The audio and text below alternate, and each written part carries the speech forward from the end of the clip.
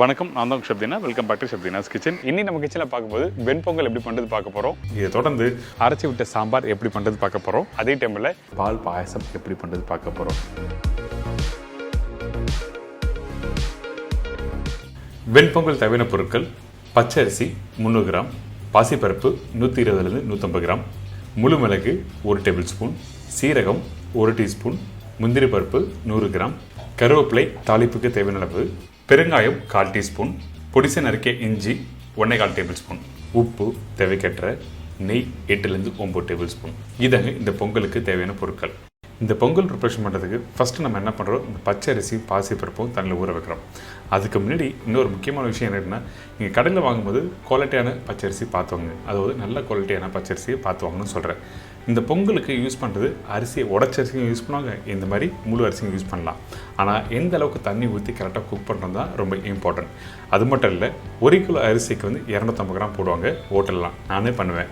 ஆனால் கொஞ்சம் இன்றைக்கி நம்ம என்ன பண்ணுவோம், இந்த பாசி பருப்பை கொஞ்சம் அதிகமாக போட்டிருக்கேன். நல்ல ஒரு டெக்ஸ்சர், ஒரு ஸ்மூத்தான ஒரு டேஸ்ட் கொடுக்கும். நம்ம என்ன பண்ணுறோன்னா 300 கிராம் அரிசிக்கு 150 கிராம், அதாவது 100 கிராம் அரிசிக்கு 50 கிராம் பாசிப்பருப்பு போட்டிருக்கேன். இல்லை நாங்கள் எப்பவுமே பாசிப்பருப்பு கம்மியாக போட்டு தான் பண்ணுச்சுன்னா அந்த டைமில் 100 கிராமுக்கு 40 கிராம் அளவுக்கு நீங்கள் மாற்றிக்கலாம். ஒன்றும் தவறு எதுவுமே இல்லை. இப்போ நம்ம என்ன பண்ணுறோன்னா, இந்த பச்சை அரிசியும் இந்த பாசிப்பருப்பும் நல்லா ஊற வச்சுருங்க. குறைஞ்சபட்சம் ஒரு 2 மணி நேரம் நல்லா ஊறட்டும். அதுக்கப்புறம் வாஷ் பண்ணி எடுத்து டேரெக்டாக குக்கரில் போடுறோம். குக்கரில் போட்ட பிறகு உப்பு தேவையான அளவுக்கு இந்த இடத்துல போட்டுருக்கணும். உப்பு கம்மியாக போட்டோன்னா லாஸ்ட்டாக மிக்ஸ் பண்ணுறதுக்கு கொஞ்சம் கஷ்டமாக இருக்கும். அதுக்கு பிறகு இந்த பாசி பருப்பும் இந்த பச்சை அரிசியும் எந்த கிளாஸில் மெஷர் பண்ணி எடுக்கிறீங்களோ அதே கிளாஸில் 2.5 கப் அளவு தண்ணி ஊற்றணும். 1 கப்பு அரிசியும் பருப்புக்கும் கரெக்டாக 2.5 கப் அளவு தண்ணி ஊற்றினா போதும். அதுக்கு பிறகு இந்த குக்கரோட மூடி போட்டு நல்லா குக் பண்ணி எடுத்துருங்க. எடுத்திங்கன்னா இந்த மாதிரி அரிசி உதிரி உதிரியாக மேலே இருக்கும், ஆனால் கீழே நல்லா வெந்திருக்கும். அதுக்கு பிறகு ஒரு 2 டேபிள் ஸ்பூன் நெய் இந்த இடத்துல யூஸ் பண்ணுங்கள். நெய் எதுக்காக யூஸ் பண்ணுறேன்னா, அந்த மாய்ஸ்டர், அதாவது நல்ல ஒரு கெட்டியான ஒரு ஃப்ளேவர் நல்லா எடுத்து கொடுக்கும். அதே டைமில் அந்த மாய்ஸ்டர் நல்லாயிருக்கும். அதுக்கு பிறகு பச்சை கருவேப்பிலையும் போட்டிருக்கோம். இதை அப்படியே நல்லா மிக்ஸ் பண்ண ஆரம்பிங்க. அந்த பச்சை கருவேப்பிலை அந்த சூடோட மிக்ஸ் பண்ணும்போது அந்த வாசனை நல்லா எடுத்து கொடுக்கும். அதனால தான் பச்சை கருவேப்பிலை இந்த இடத்துல யூஸ் பண்ணியிருக்கோம். இந்த மாதிரி நல்லா மிக்ஸ் பண்ணி முடிச்ச பிறகு நம்ம என்ன பண்ணுறோன்னா, ஒரு மூடி போட்டு அப்படியே எடுத்து வச்சுருங்க. இதுக்கப்புறம் இந்த மாதிரி ஒரு ஃப்ரைங் பேனில் நெய் போட்டிருக்கேன். அந்த நெய் சூடான பிறகு இந்த இடத்துல தாளிப்பு ரொம்ப இம்பார்ட்டன்ட். தாளிப்பு எப்படி போடணும்னு கேட்டிங்கன்னா, அந்த நெய் சூடான பிறகு சீரகம் மிளகு போட்டோன்னா நல்லா பொரிஞ்சு வரணும். சில பேர் சூடு இல்லாமல் அப்படியே மிளகும் சீரகம் போட்டுருவாங்க. அப்படி போடக்கூடாது. போட்ட உடனே நல்லா பொரிஞ்சு டப்பு டப்புன்னு வெடிச்சு வரும் பார்த்தீங்களா, அந்த மாதிரி வந்துருக்கணும். அதுக்கு பிறகு தான் நம்ம முந்திரி பருப்பு போடணும். அதுக்கு பிறகு இஞ்சி. இந்த பொங்கலுக்கு இஞ்சி ரொம்ப ரொம்ப இம்பார்ட்டன்ட். இந்த இஞ்சி கொஞ்சமாக போட்டிருப்பாங்க, அப்படிலாம் இல்லை, கொஞ்சம் தாராளமாக நீங்கள் போடலாம். நான் சொன்ன குவான்டிட்டியில் போடுங்க, கரெக்டாக இருக்கும்.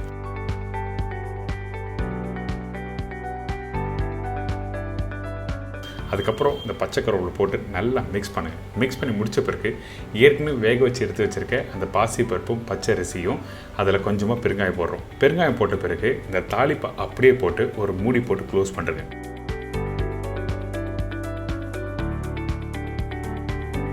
அதுக்கு பிறகு ஒரு 10 நிமிஷம் ரெஸ்ட் வேணும். ரெஸ்ட்டு விட்டுட்டு நீங்கள் நல்லா மிக்ஸ் பண்ணினா அந்த தாளிப்பு என்ன ஆகிட்டுன்னா, அந்த அரிசியோடு நல்லா மிக்ஸ் பண்ணும்போது அந்த வாசனை நல்லா சூப்பராக இருக்கும்.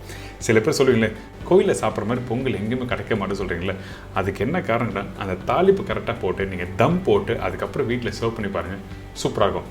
இது நீங்கள் ஒரு சரணா பவனில் போனாலோ இல்லை வசந்த பவனில் போனாலோ இதே மெத்தட் தான் ஃபாலோ பண்ணுவாங்க. நீங்கள் கரெக்டாக நான் சொன்ன ரேஷியோவில் கரெக்டாக மெத்தடில் ஃபாலோ பண்ணுங்கள், சூப்பராக இருக்கும். இன்றைக்கி இந்த வெண்பொங்கல் எப்படி பண்ணுறது எல்லாரும் தெரிஞ்சிருக்கோம். இதை தொடர்ந்து அரைச்சி விட்ட சாம்பார் எப்படி பண்ணுறது பார்க்க போகிறோம். வேக வச்ச துவரம்பருப்பு 100 கிராம், வேக வச்ச பாசிப்பருப்பு 25 கிராம், மிக்ஸ் வெஜிடபிள் 1 பவுல், சின்ன வெங்காயம் 20 25 நம்பர், வெங்காயம் 2 நம்பர், பெரிய தக்காளி 3 நம்பர், தேங்காய் பத்தை 4 நம்பர், காய்ந்த மிளகாய் 5 6 நம்பர், முழு தனியா 1 டேபிள் ஸ்பூன், கடலைப்பருப்பு 1 டேபிள் ஸ்பூன், உளுத்தம்பருப்பு 1 டேபிள் ஸ்பூன், வெந்தயம் சிறிதளவு, சீரகம் 1/2 டீஸ்பூன், கடுகு 1/4 டீஸ்பூன், புளி 1 லெமன் சைஸ், பெருங்காயம் 1/4 டீஸ்பூன், மஞ்சத்தூள் சிறிதளவு, சில்லி பவுடர் 1/2 டேபிள் ஸ்பூன், தனியா பவுடர் 3/4 டேபிள் ஸ்பூன், கருவேப்பிலை சிறிதளவு, கொத்தமல்லி தேவையான அளவு, உப்பு தேவையான அளவு, நல்லெண்ணெய் குக் பண்ணுறதுக்கு தேவையான அளவு, நெய் 2 டேபிள் ஸ்பூன். இதாங்க அரைச்சி விட்ட சாம்பாருக்கு தேவையான பொருட்கள். இந்த அரைச்சி விட்டு சாம்பாருக்கு ஃபஸ்ட்டு நம்ம என்ன பண்ணுறோன்னா நம்மக்கிட்ட இருக்க இந்த கடலைப்பருப்பு, உளுத்தம்பருப்பு, காஞ்ச மிளகாய், கருவேப்பிலை இது எல்லாத்தையும் ஒன்றா போட்டு வறுத்து அதுக்கப்புறம் அரைச்சி சாம்பாரில் யூஸ் பண்ண போகிறோம். அதனால் இந்த பேனில் கடலைப்பருப்பு, உளுத்தம்பருப்பு, காஞ்ச மிளகாய், பச்சை கருவேப்பிலை, வெந்தயம், சீரகம் இதெல்லாம் போட்ட பிறகு ஸ்லோ ஃப்ளேமில் வறுத்துருங்க.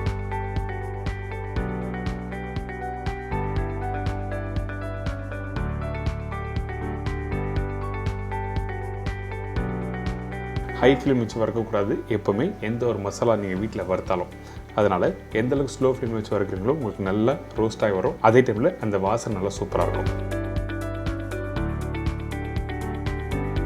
இதுக்கு பிறகு தேங்காய், அதாவது ஒரு 90% அளவுக்கு வறுத்து முடிச்ச பிறகு தேங்காவை இதில் போடுறோம். இந்த தேங்காவை ரொம்ப நேரம் நீங்கள் வதக்க வேண்டிய அவசியம் இல்லை. ஜஸ்ட் லைட்டாக ஒரு 2 நிமிஷம் வதக்கிட்டு அதுக்கப்புறம் அரைக்க ஆரம்பிக்கிறோம்.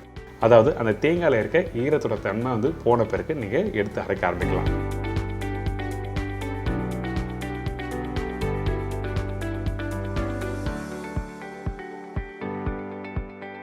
இப்போ நம்மக்கிட்ட இருக்க இந்த மிக்ஸி ஜாரில் ஏற்கனவே ரெடி பண்ணி வச்சுருக்கேன் அந்த மசாலா எல்லாத்தையும் ஒன்றா போட்டு தேவையான அளவுக்கு தண்ணி ஊற்றி அரைக்க ஆரம்பிச்சிருக்கேன். அரைக்கிற பக்குவம் என்ன கேட்டிங்கன்னா நல்லா ஃபைன் பேஸ்ட்டாக இருக்கணும், குறைன்னு இருக்கக்கூடாது. அதாவது இந்த மாதிரி குறைன்னு இருக்கக்கூடாது சொல்ல வரேன். அதனால் தேவையான அளவுக்கு கொஞ்சமாக தண்ணி ஊற்றி நீங்கள் அப்பப்போ அரைச்சி வேண்டியதான். இந்த மாதிரி கரெக்டாக அரைச்சி எடுத்துருங்க. கெட்டியாக இருக்கணும், ஃபைன் பேஸ்ட்டாக இருக்கணும், ரொம்ப இம்பார்ட்டன்ட். இதுக்கு பிறகு நம்ம என்ன பண்ணுறோம், தாளிப்பு போட்டு சாம்பார் ப்ரிப்பரேஷன் கம்ப்ளீட் பண்ண போகிறோம். அதனால் தேவையான அளவுக்கு நல்லெண்ணெய் ஊற்றின பிறகு எண்ணெய் சூடாகட்டும். அதுக்கு பிறகு கடுகு, சீரகம் தாளிப்பை போடுறோம்.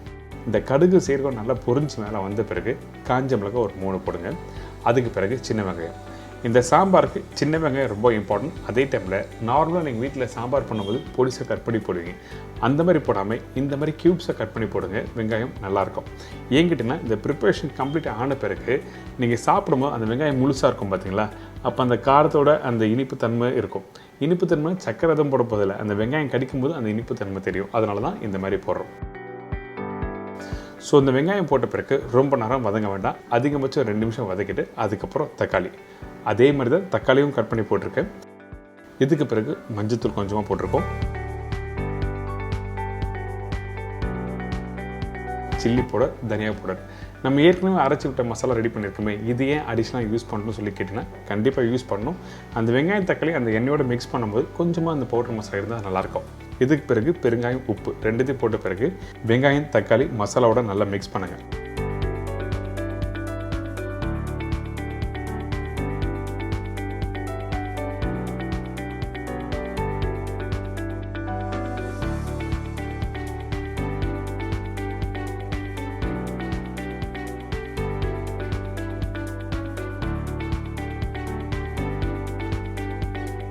ஒரு கொதி வந்த பிறகு நம்ம என்ன பண்ணுறோன்னா கட் பண்ணி வச்சுருக்க வெஜிடபிள்ஸ் இந்த இடத்துல யூஸ் பண்ணுறோம். இந்த மிக்ஸ் வெஜிடபிள் ஒரு பவுல் சொன்னோம் பார்த்தீங்களா, அதில் என்னென்ன காய்கறி போட்டிருக்குன்னு கேட்டிங்கன்னா அவரைக்காய், மாங்காய், கேரட், பீன்ஸ், கத்திரிக்காய், முருங்கைக்காய் இந்த மாதிரி எல்லா காயும் போட்டிருக்கேன். அதே டைமில் உங்களுக்கு பிடிச்ச மாதிரி காய் வேறு எதுனா ஆட் பண்ணால் நீங்கள் போட்டுக்கலாம். இந்த காய் போட்ட பிறகு ஏற்கனவே நம்ம வதக்கி வச்சுருக்க அந்த வெங்காயம் தக்காளியோட 2 நிமிஷம் வதக்குங்க.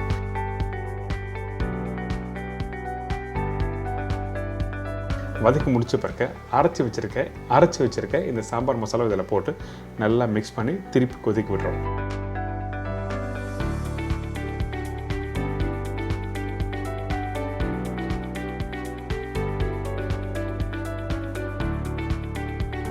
பார்த்தீங்களா, அந்த மசாலா அந்த காய்கறியோட மிக்ஸ் பண்ண எப்படி இருக்கு பாருங்கள். நீங்கள் மிக்ஸ் பண்ணும்போது அதோட வாசனை நல்லா வரும். ஸோ கண்டிப்பாக நீங்கள் வீட்டில் பண்ணி பாருங்கள். இந்த மெத்தடில் நல்லா சூப்பராக இருக்கும்.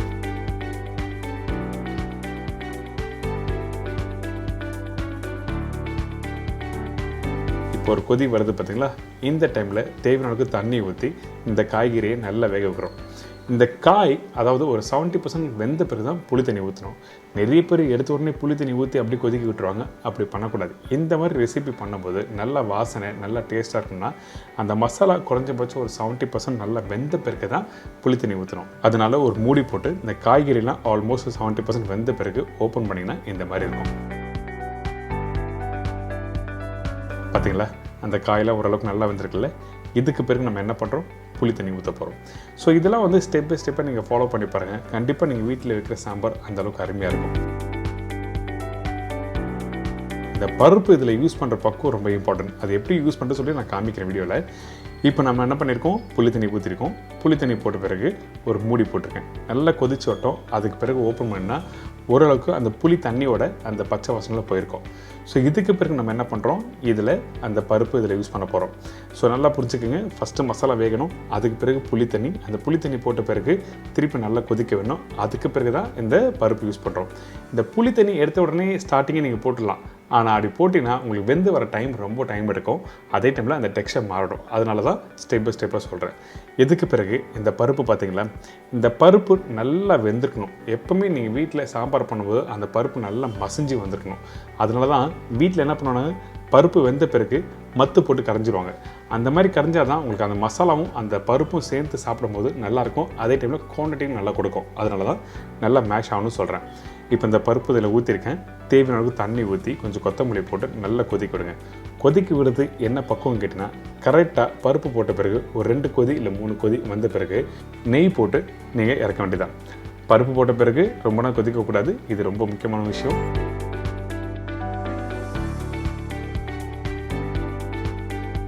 ஒரு அருமையான அரைச்சி விட்ட சாம்பார் எப்படி பண்ணுறது எல்லாம் தெரிஞ்சிருக்கும். கண்டிப்பாக ட்ரை பண்ணி பாருங்கள். இந்த சாம்பார் கையில் எடுக்கும்போது அந்த பருப்பு அங்கங்கே தெரியாது, நல்லா கரைஞ்சி அந்த மசாலோட மிக்ஸ் ஆகிருக்கும்.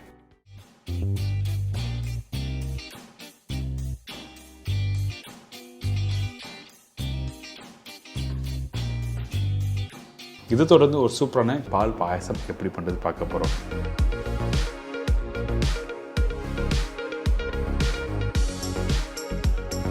பால் பாயசம் பண்ணும்போது நிறைய பேருக்கு நல்லா ரிச்சாக பண்ணணும்னு சொல்லிட்டு ஆசையாக இருக்கும் பார்த்தீங்கன்னா.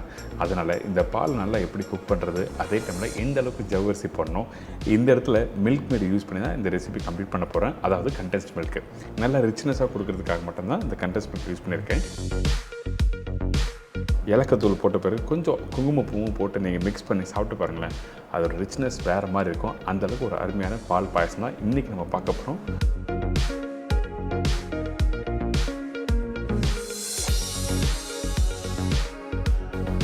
ஃபஸ்ட்டு இந்த பால் பாயசத்துக்கு தேவையான பொருட்கள் பார்த்தலாமா?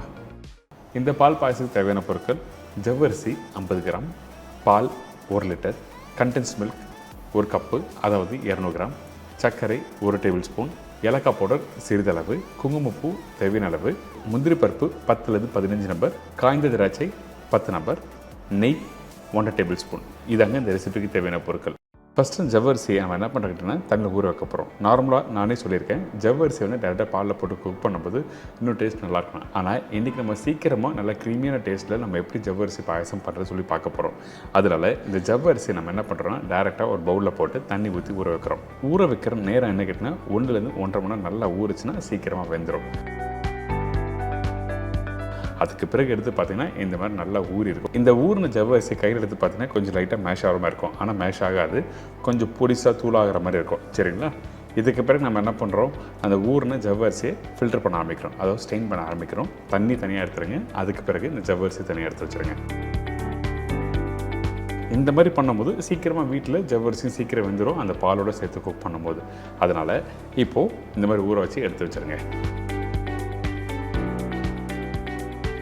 இதுக்கு பிறகு ஒரு பவுலில் மாற்றி வச்சுருக்கேன். இதுக்கப்புறம் நம்ம என்ன பண்ணுறோம், பால் எப்போவுமே இந்த மாதிரி பாயசம் பண்ணும்போது திக்கான பால் யூஸ் பண்ணுங்கள். அதாவது ஃபுல் ஃபேட் மில்க் யூஸ் பண்ணும்போது உங்களுக்கு சீக்கிரமாக குக் பண்ணும்போது உங்களுக்கு திக் ஆகும். அந்த ஒரு காரணத்துக்காக யூஸ் பண்ணுறோம். இந்த பால் ஊற்றின பிறகு நம்ம என்ன பண்ணுறோன்னா நிறைய பேர் வந்து வீட்டில் மிக்ஸ் பண்ண மாட்டாங்க. அப்படி மிக்ஸ் பண்ணாமல் இருந்தால் கண்டிப்பாக அடிப்பிடிக்கும். நீங்கள் பால் ஃபஸ்ட்டு வந்து ஒரு கொதி அதாவது பாய்லர் வரைக்கும் நல்லா மிக்ஸ் பண்ணிகிட்டே இருக்கணும். அப்போ தான் உங்களுக்கு வந்து அடிப்பிடிக்காமல் இருக்கும். இது ஒரு சின்ன டிப்ஸு உங்களுக்கு கொடுத்துருக்கேன். கண்டிப்பாக ட்ரை பண்ணி பாருங்கள்.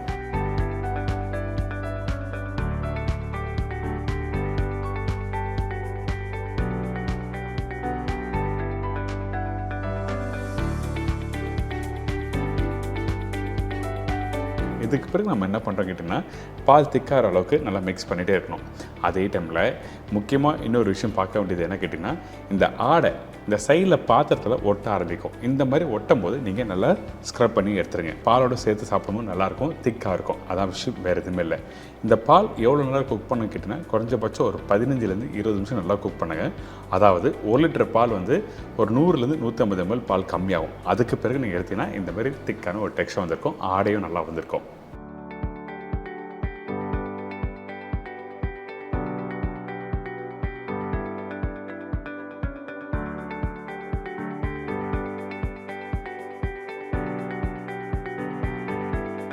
இதுக்கு பிறகு நம்ம என்ன பண்ணுறோம்னா ஊற வச்ச ஜவ்வரிசி இந்த இடத்துல போடுறோம். இந்த ஜவ்வரிசி நீங்கள் போட்ட உடனே அதிகபட்சம் ஒரு 5லேருந்து 6 நிமிஷத்தில் நல்லா வெந்துடும். அதுக்கு பிறகு நீங்கள் சர்க்கரைலாம் போட்டுடலாம். சர்க்கரை எடுத்த உடனே நீங்கள் யூஸ் பண்ணக்கூடாது. ஏங்கிட்டனா ஜவ்வரிசி வெந்த பிறகு தான் சர்க்கரை போடணும். அது மட்டும் இல்லாமல் அந்த டெக்ஸ்சர் கொடுக்காது. அந்த ஒரு காரணத்துக்காக மட்டும்தான் இந்த மாதிரி பண்ணுறோம்.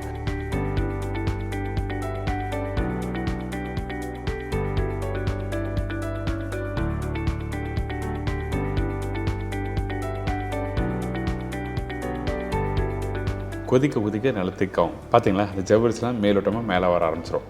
இந்த மாதிரி வந்த பிறகு நம்ம என்ன பண்ணுறோம்னா இந்த இடத்துல சர்க்கரை யூஸ் பண்ண போகிறோம். இந்த சர்க்கரை போகிறதுக்கு முன்னாடி நம்ம என்ன பண்ணுறோம், கண்டென்ஸ் மில்க் யூஸ் பண்ணுறோம். அதாவது மில்க் மேட். எதுக்காக இந்த மில்க் மேட் இந்த இடத்துல யூஸ் பண்ண கேட்டால் அந்த ரிச்னஸ் கொடுக்க மட்டும்தான் யூஸ் பண்ணுறோம். எங்கள் வீட்டில் மில்க் மேட் இல்லை, அதனால் சர்க்கரை போட்டு யூஸ் பண்ண முடியாது அப்படின்னு சொல்லி கேட்டிங்கன்னா கண்டிப்பாக யூஸ் பண்ணலாம், ஒன்றும் தவறு எதுவும் இல்லை. அந்த ரிச்னஸ் கொடுக்க மட்டும்தான் இந்த மில்க் மேட் யூஸ் பண்ணியிருக்கோம். இப்போ இந்த சர்க்கரையும் 1 டேபிள் ஸ்பூன், 200 கிராம் மில்க் மேடுக்கு 1 டேபிள் ஸ்பூன் போதும். இதுக்கு பிறகு ஏலக்காய் பவுடர்,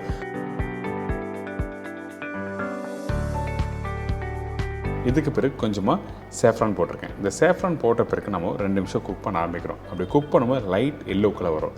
உங்களுக்கு கலர் நல்லா வரணும்னு வச்சிங்கன்னா அந்த டைமில் சேஃப்ரானை கொஞ்சம் வார்ம் வாட்டரில் போட்டு ஊற வச்சுட்டு அதுக்கப்புறம் இந்த பாலில் ஊற்றினா நல்ல கலர் கொடுக்கும்.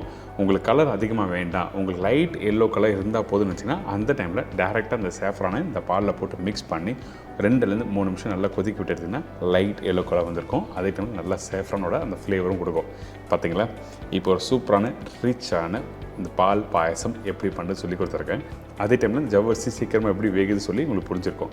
இதுக்கப்புறம் இந்த பால் பாயசம் பண்ணி முடித்த பிறகு தாளிப்பு ரொம்ப முக்கியம். அதாவது இந்த தாளிப்பு போடும்போது நெய் அதிகமாக போடக்கூடாது. அதிகபட்சம் ஒரு 1 டேபிள் ஸ்பூன்லேருந்து 1 டேபிள் ஸ்பூன் நெய் போடலாம். இந்த நெய் போட்ட பிறகு முந்திரி பருப்பு கொஞ்சம் கலர் மாறும். அதாவது கோல்டன் ப்ரௌன் கலர் வந்த பிறகு நம்ம என்ன பண்ணுறோன்னா காஞ்சி திராட்சை போட்டு நல்லா தாளித்து அப்படியே அதில் கொட்டி நல்லா மிக்ஸ் பண்ணி சுட எடுத்து சர்வ் பண்ணி பாருங்களேன். ஒரு சூப்பரான பால் பாயசம்.